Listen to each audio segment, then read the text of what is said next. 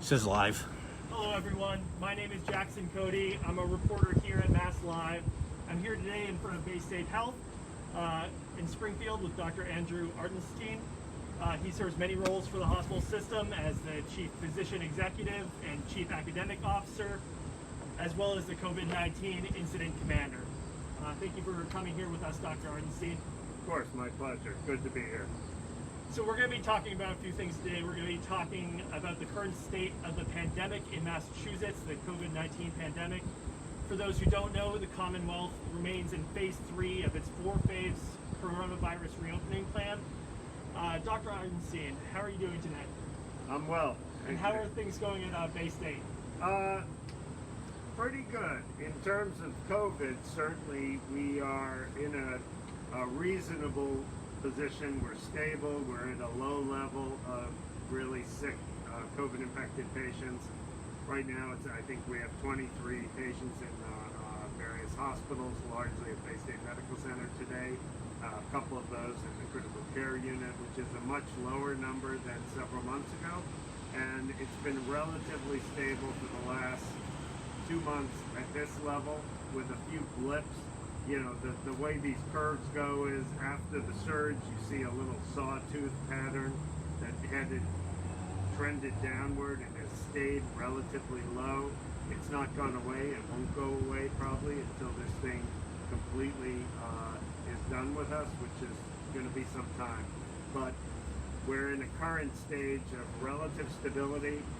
We're able to manage the COVID-infected patients with high quality and clinical excellence, and also manage hundreds of other sick patients with non-COVID related illnesses who need our help. Yeah, those non-essential procedures that are still going on, or need to go on. They're all essential, but some of them are planned and some of them are unplanned. Okay. And, despite, I wanted to note that Baystate Health reported 30 coronavirus patients hospitalized over the weekend, with 2 in the intensive care or critical care unit. This is a far cry from April, the peak of the crisis, when here in Massachusetts, when there were about 180 or so hospitalized patients at Baystate Health. But despite the lower numbers over the weekend, it still marked a 33% increase in a week of COVID patients being treated here. Could this be a cause for concern at all? Everything is concerning to me, but we watch it closely. And the way these things work, you can expect small. It almost works in waves. You just want those waves to be low, and so you get some blips, some increases, and then they come back down, which they have since the weekend. That's why we watch closely. We want to ensure that we're aware of any trends before they become major catastrophes. So we keep track multiple times a day of the admissions, the discharges, what's going on in the community, what our tests are showing, and we're just keeping close tabs on it. So the short answer to your question is concern, yes, but the concern is modulated by what's happened in the last week. It's come back down to baseline. As I told you, we're down by about 7 or 8 patients since last weekend, which means people have improved and been discharged, and they haven't been replaced by other sick patients here, which is good. And apologies for any of the audio issues. We do have some buses behind us. Well, and I think this is a good example for your viewers to see. We're sitting in a tent with spaces for our employees to take breaks and eat, because we've expanded our safe break spaces, and we've had to expand to outdoor spaces just like many other institutions in order to stay safe, keep people distant, allow them to wear their masks and still take a break. And Dr. Artenstein, I wanted to ask you about the 4-phase reopening plan, which sort of goes in line with what we're doing out here, sitting outside. A lot of restaurants, businesses have set up outdoor operations as well. And like I mentioned before, we're in phase 3 of the coronavirus reopening plan. But Governor Baker announced last week that the state would be postponing the second part of the phase 3 of the reopening plan, due in part to large parties that have gone on against COVID-19 restrictions. How significant of a step back is this? I don't know how significant it is. I think it's significant in the sense that the governor and the state and the team in charge is taking this very seriously. I have to tell you, I, for one, I'm an infectious disease expert. I have expertise in pandemic disease, so this is my wheelhouse. And I can tell you that I applaud their efforts. I applaud their caution and vigilance. I like to live in a state where they're taking it seriously and being very cautious. We may only have one chance to do this right, and we might as well be as conservative about it as we need to be to ensure the safety of the people. And I think that's really what's going on here. We, on a smaller scale, our health system is trying to do the same thing. We're trying to ensure the safety of our patients and our staff. And the only way to do that is to be very cautious. Large gatherings, by definition, in a pandemic, will increase the risk of transmission of this virus, period. Why? Because the more people you get, the more likely it is that some of them will have the infection and not know it. And if people are not taking the appropriate precautions by wearing face masks, by distancing to the extent possible, then there is the opportunity for that virus to get transmitted. And pretty soon, you have a bunch of people get infected from one.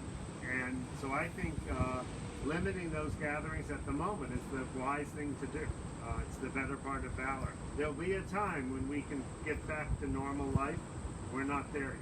Not nearly there yet, it seems like. No, that's correct. What we're doing is temporary and painful. I admit.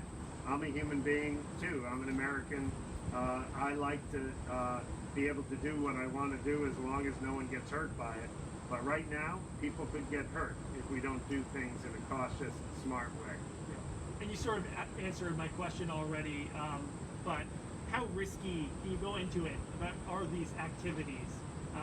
How risky is it engaging in parties that Baker cited go, blatantly against these public health guidances? Well, let me tell you this. Right now in Massachusetts, approximately 2%, there's a 2% infection rate, roughly. It was actually 1.8% a couple of days ago. So it's hovering around 2% infection rate of the people that are being tested. And we have a similar rate in Western Massachusetts.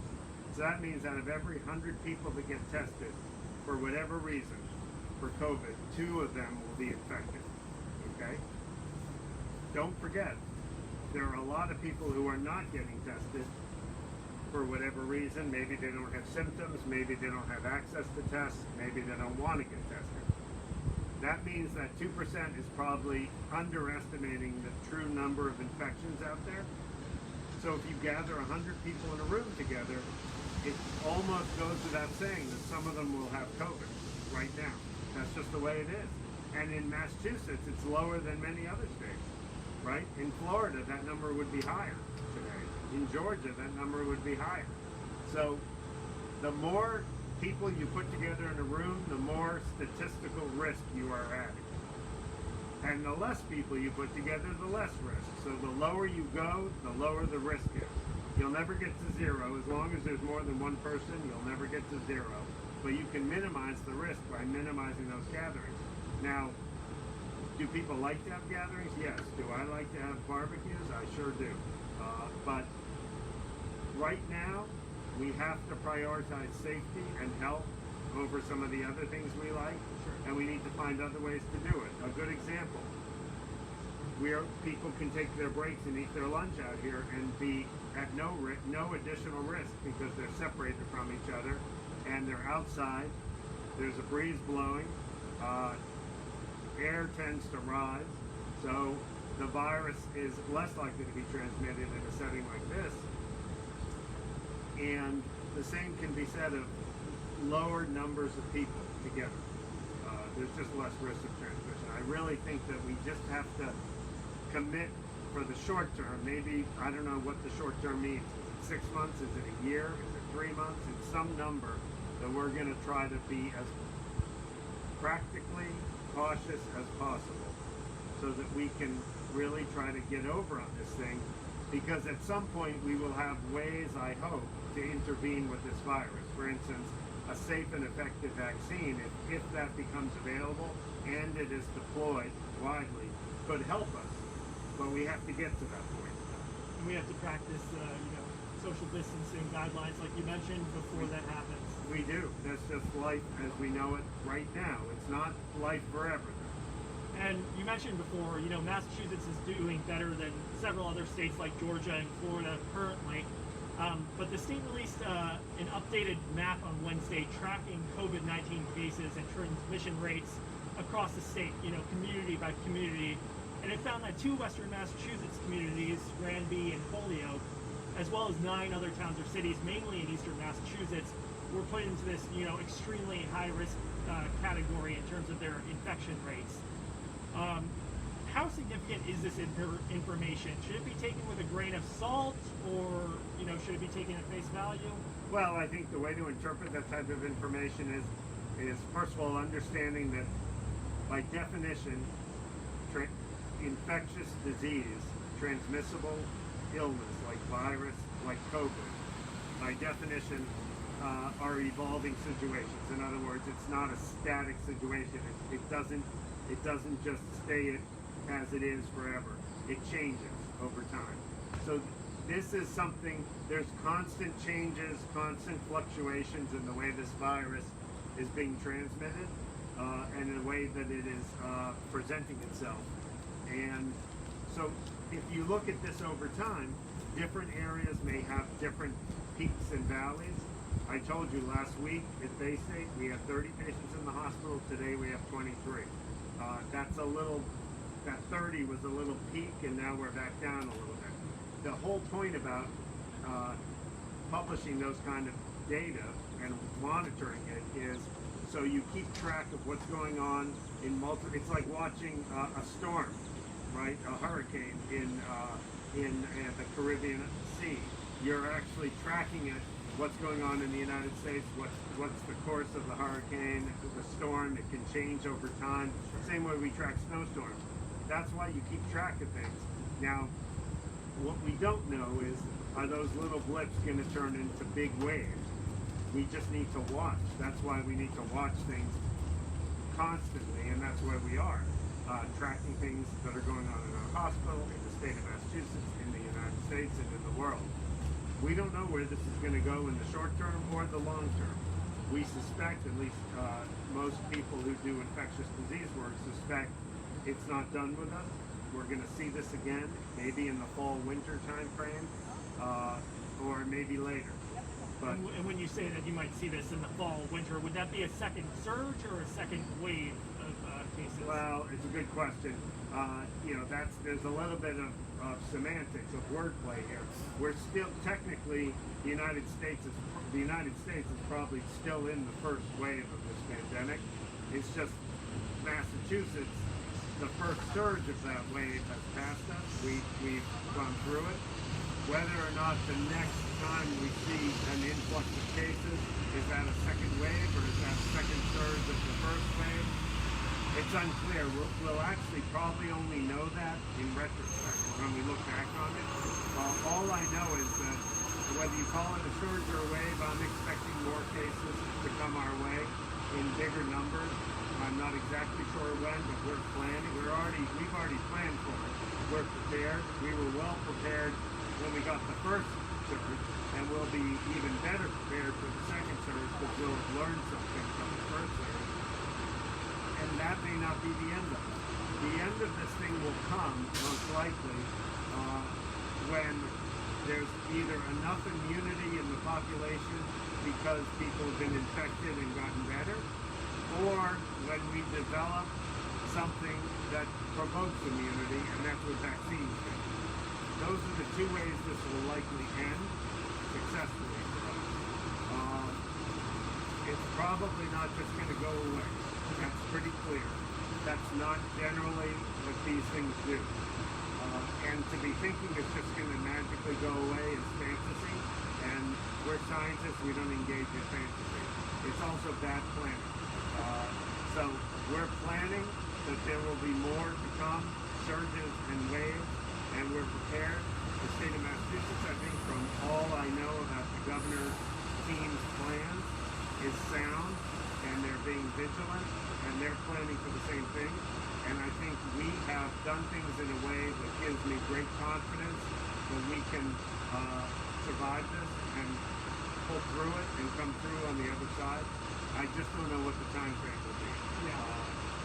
But And that seems like a common theme, not just for hospitals, but for, public officials, Well, I think businesses, everywhere. I think that's the way you have to approach these things. It's like a day-by-day process almost. Well, yeah, but but in a practical way, looking at the data and using the information to help you plan and predict and make decisions. Sure. And I want to turn our attention quickly to schools, because today is actually the deadline that schools, districts across the state have for submitting their reopening plans for the fall, for the academic year for 2020-2021. Past statements from epidemiologists have indicated children seem to get sick with coronavirus less than adults. Do you think it's safe for students to be going back into these buildings, for administrators, staff, teachers to be going back into these buildings?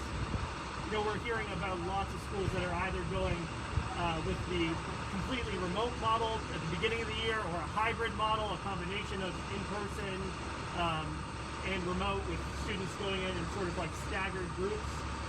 What do you think the risks are?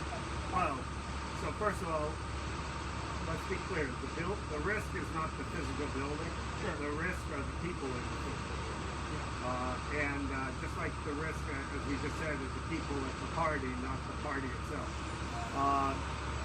Anytime you gather large groups of people in a space where you cannot practice all of the traditional effective interventions, masks, distancing, avoiding common food sources where you're sharing utensils, you can't hand wash frequently because you need to be able to wash your hands frequently. You introduce more risk. The more people, we already talked about, the more risk. Frankly, children tend to more easily transmit infections for the simple reason that because they're children, they can't always adhere to some of the basic public health principles we expect of adults. It's hard. I mean, think about it. Even college age students, it's hard because they like to socialize. That's sort of part of what they do, and we all love that. But it creates more risk. So it's not the buildings, it's the people, it's the behaviors. And part of the behaviors requires planning and strategic planning. And frankly, if we were planning to safely reopen schools in the fall, that would have required strategic planning starting the second the pandemic struck, which would have been February, March, because it would have taken 4 to 6 months to do those plans. And because there's resources that are needed, both human resources and capital resources. I can tell you, if you get a bunch of 5-year-olds or 10-year-olds in a room together, you probably need people whose sole job it is to ensure that they're adhering to masks. I'm not a teacher, but my guess is it would be hard to be a teacher and also be a public health expert. And we shouldn't expect them to be. Not all schools are the same, right? In certain more vulnerable areas, they tend to have less resources. So that makes it less likely they'll be able to provide the same levels of protection that other more highly resourced schools are. I think taking a very cautious approach to this is wise. I'm not a public policy expert, but I can tell you that I don't want to put our children, our teachers, the teacher and children's families and loved ones at risk unnecessarily. And this creates some unnecessary risk, frankly. By the same token, educating our children is critically important, and we all know from the data that we've already seen that it seems that remote education is not quite the same experience as person-to-person in face-to-face education. So maybe some kind of hybrid balance until we get it better, maybe some practical use of virtual environments and also face-to-face when possible, maybe delays. I don't know what the answer is to your question. I only know that it's not, I wouldn't underestimate the risk. And I think that the idea that children are not at risk for this, which I've heard promulgated nationally, is not true. It's not borne out by the data. children get infected. Now, healthy children tend to be less likely to succumb to this illness than adults, but that's for a lot of other reasons that we know about. And we also know adults tend to be more vulnerable than children to a lot of things. And children can go to school and then come back home and spread the virus to There's whoever no they're at question home. children can spread this infection. Yes. If anyone thinks they can't, they're fooling themselves. Mistaken. And frankly, they're taking risks that they don't need to take. Children can get infected, they can transmit the infection. There have been many instances reported and published in the literature where children do poorly, have poor outcomes with this, some more than others. I think that, and also schools are filled with other people besides children. Lots of adults work in schools. Some of those adults are vulnerable to infectious illnesses, especially this one. And I think we have to take the big view of this. Sure. And be smart. As I said, we might not have too many second chances to be smart about this. We need to take the one that's been presented to us and try to work as strategically and as practically as possible.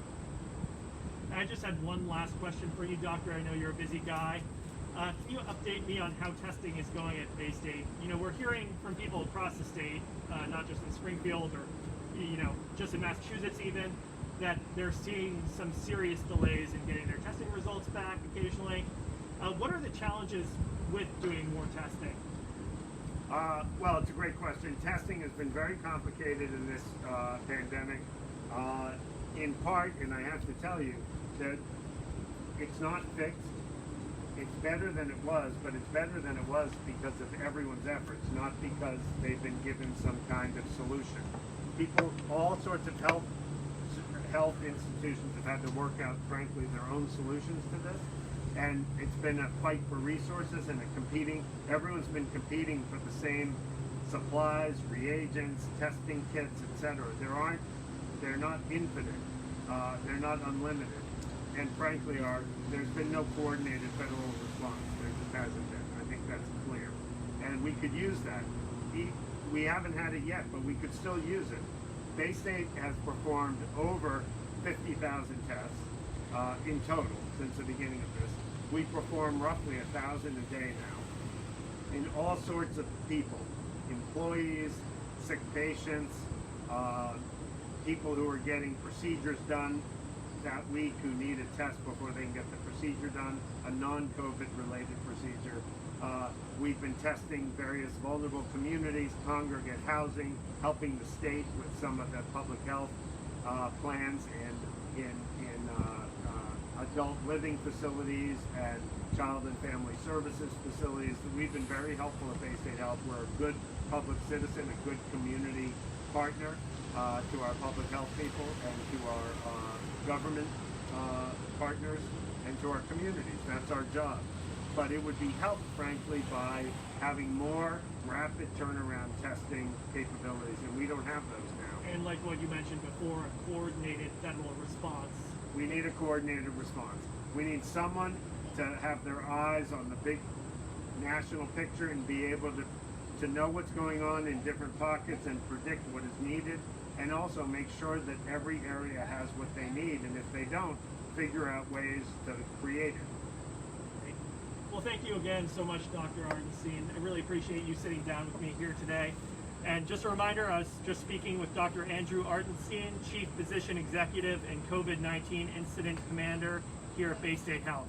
I'm Jackson-Cote, and this has been a reporting for MassLive.